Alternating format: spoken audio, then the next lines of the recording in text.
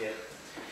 If we had a second person, okay, we could do the same thing, but the second person would actually take control of the head and actually roll it over. If he vomits or if he's got blood coming from his mouth or anything like that, it allows it to flow out. And it reduces the likelihood that you can actually swallow something like this, which I won't say is tongue, but any foreign material. Okay? You know you can't swallow your tongue? It's impossible? No. Yeah. Normally what happens when people choke is that the muscles in the mouth relax and the tongue falls back against the roof of the mouth, but they haven't really swallowed their tongue. Share that with you. Okay, so the next thing we do, okay, there is a reason he's in this condition, that he's unconscious.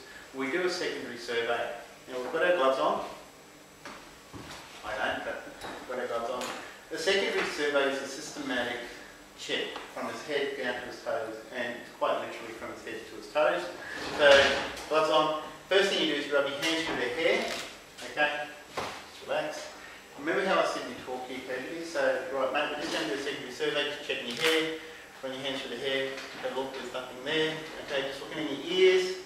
Okay, when you look in their ears or their nose, you're looking for any clear fluid or any show of blood or anything like that. Both could be an indicator of a skull fracture. Okay, just something else you can make the ambulance services aware when they rock up. So, any clear fluid coming from the ears, nose, no, excellent. Okay, if you believe you may have had a facial injury, have a feel around the face very gently. No, that's all fine. Jaw feels fine. Open the mouth. Have a look at your teeth. Okay, are the teeth aligned? Are they like this? Do they sort of sit off that way? Again, it could be an indication that he's had a blow to the head, fractured jaw, broken jaw, those sorts of things. Okay, I won't have to. Other levels, you actually might have a pen torch, you have a look in their eyes. Do the pupils contract at the same time, or is one really small, one really large? Again, indicator of a head injury. Okay. Check the arms. Now, when you check their limbs, don't check like that. If you do this sort of thing, you'll miss stuff. It's a sweep. Okay, so we're just checking down like this. And you're feeling any lumps or bumps or anything that just may feel a bit weird. Okay, get in, feel around the collarbone. Okay. Their ribs, and this is what I was talking about when you're just checking your ribs, not stealing your wallet, anything like that. This is nothing creepy here, right? So you check down on their ribs.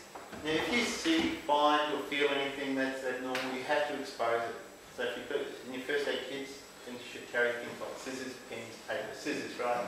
You would actually cut it away or expose it. Okay. Feel in their stomach. Does it feel normal? Is it rigid? Is it soft? Whatever. Okay, check the pelvis.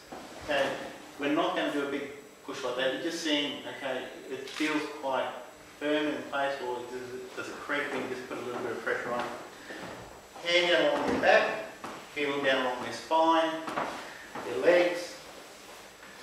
Okay, do you guys know each other very well? No, not that well. Well, you soon will be, because everyone has to actually do this. Yes. Okay.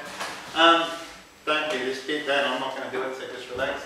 You will also check their groin. Okay, any signs of blood, fecal matter, urine, things like that. He's got just smiles. No groin checking, please. Okay, but you do check their groin. Again, it could be an indication that they may have some sort of abdominal injury. From a first aid perspective, there's very little you can do about closed in abdominal injuries, but it is something you can advise the first aiders about.